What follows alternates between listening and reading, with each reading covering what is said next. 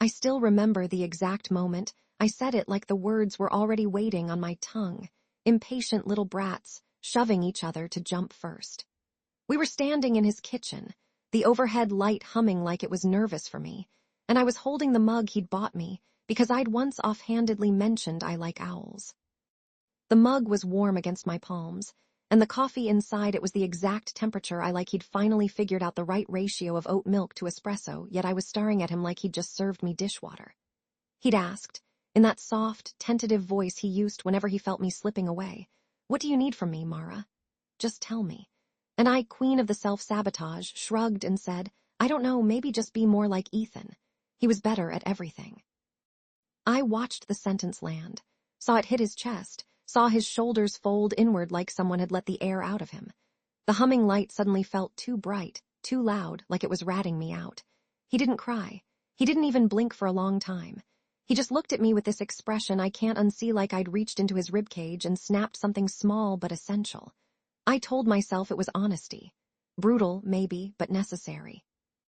Ethan was better at everything. He could make a béarnaise sauce without looking at a recipe, could quote entire scenes from The Princess Bride, knew exactly how to twist my curls around his finger so they fell the right way.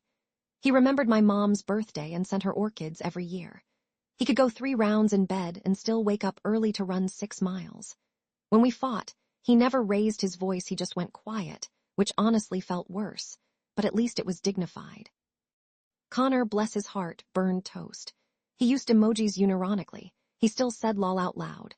He once asked me if feminism and equalism are the same thing. When we argued, he cried open, messy, snotty crying that made me feel like I was babysitting a toddler. So yeah, when he asked what I needed, it just slipped out, be more like Ethan. I thought he'd fight.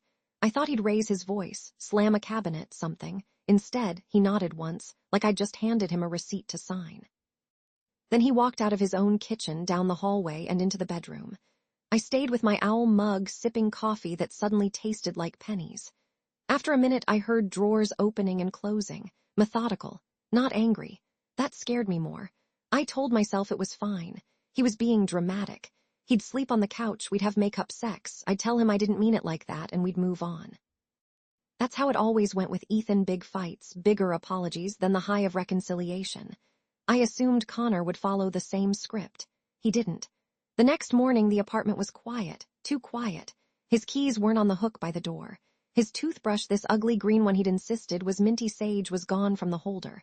I checked the bedroom closet, half the hangers were empty, like a gap-toothed smile. No note, no text, just gone.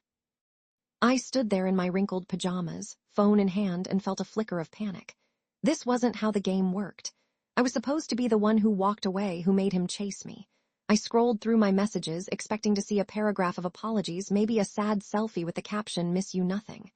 Just the last text from the night before me, drunk on cruelty, typing, "You'll never be him. Stop trying." I told myself he'd cool off. He always did. Once, after I'd compared his cooking to Ethan's, Ethan made coq au vin. Connor once served me dried chicken and called it rustic. He'd sulked for 2 days, then showed up with a homemade tiramisu and a sheepish grin. Trying to level up, he'd said. I'd let him back in, mostly because the tiramisu was actually decent. But this felt different. I checked Instagram, nothing. Snapchat, his Bitmoji was missing from the map. Facebook, his profile was still there, but when I clicked on it, the add friend button was grayed out. He unfriended me, everywhere, even LinkedIn. Who does that? I laughed, a sharp, hollow sound. Okay, fine, he wanted space. I could give him space. I posted a selfie, hair tousled, lips pouted, caption, "Sometimes you outgrow people. Growth is beautiful." I waited for the DMs to roll in, for Connor to see it and realize what he was missing. Instead, my phone buzzed with a text from my best friend, "Jess, did you and Connor break up?" He just posted a story from the airport with the caption, "New chapter." I clicked on his profile again. Still blocked. I used Jess's phone to check. There he was, Connor, in a gray hoodie I'd never seen before, holding a boarding pass.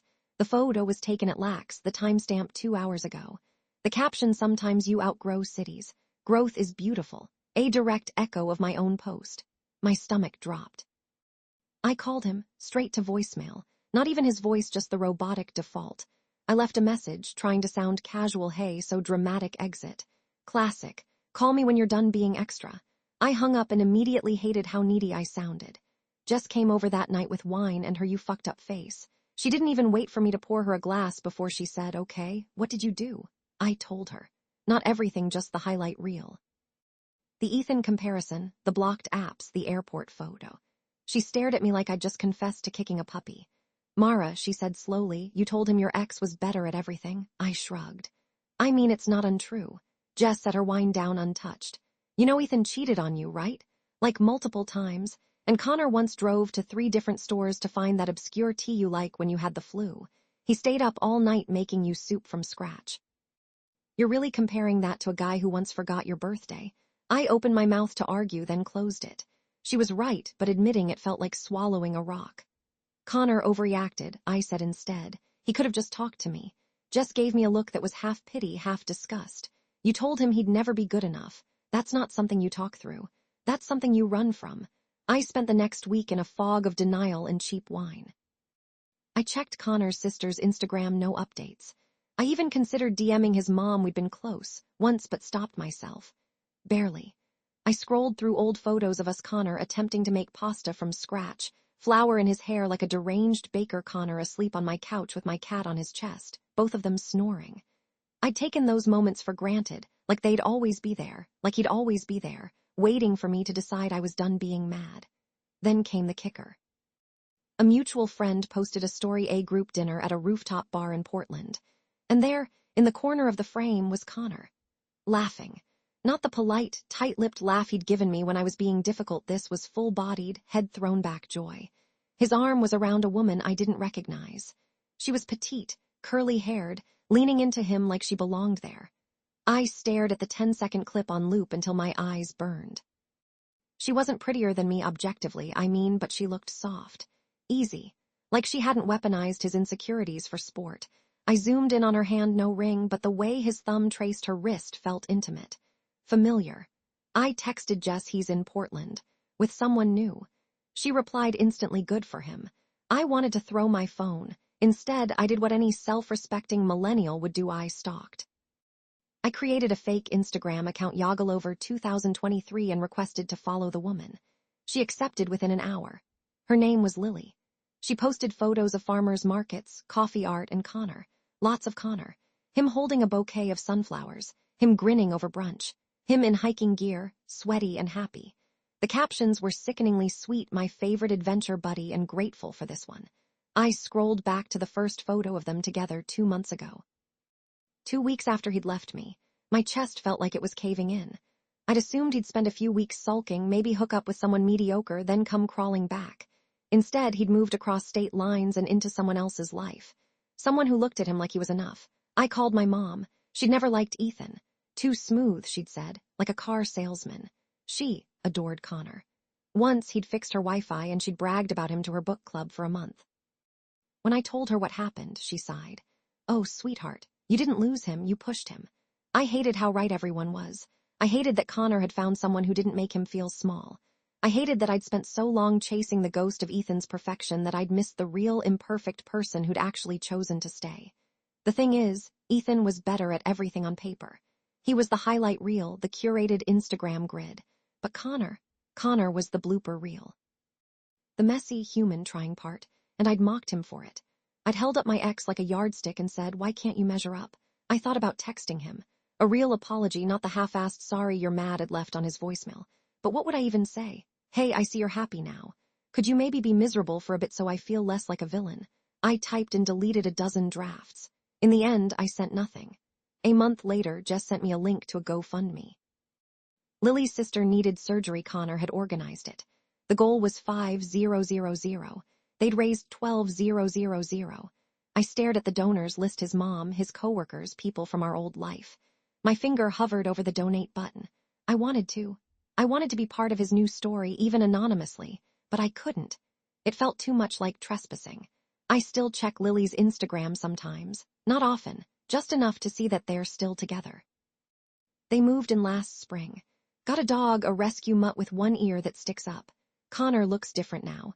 Not older exactly, but settled. Like he's grown into the space he used to apologize for taking up. I ran into Ethan last week. He was at a bar downtown, wearing the same cologne, telling the same stories. I watched him charm a table of women who laughed too hard at his jokes. I felt nothing. Not anger, not longing. Just this strange, hollow realization he was exactly who he'd always been. It was me who'd changed him into a myth. I left before he saw me. Walked home past the coffee shop where Connor and I used to split a cinnamon roll. The barista still remembers me. "Where's your guy?" she asked. I smiled, the kind that doesn't reach your eyes. He moved, I said. Needed more space. She nodded like she understood, but she didn't. Not really. Sometimes I wonder what would have happened if I just said, "I need you to try harder," instead of "You'll never be him." If I'd let Connor be Connor instead of a flawed understudy for a role he never auditioned for. But that's the thing about words, they're out there, floating in the air long after you wish you could snatch them back. I still have the owl mug. It's chipped now, the handle cracked from the time I dropped it during an argument. I keep it on the highest shelf where I have to reach for it. A reminder, I guess. Some things, once broken, stay broken, and Connor, he's somewhere in Portland, probably making pancakes for Lily, not burning them. Laughing that loud, unself-conscious laugh I used to roll my eyes at. He's not thinking about me. Why would he? I told him he'd never be enough, and he believed me.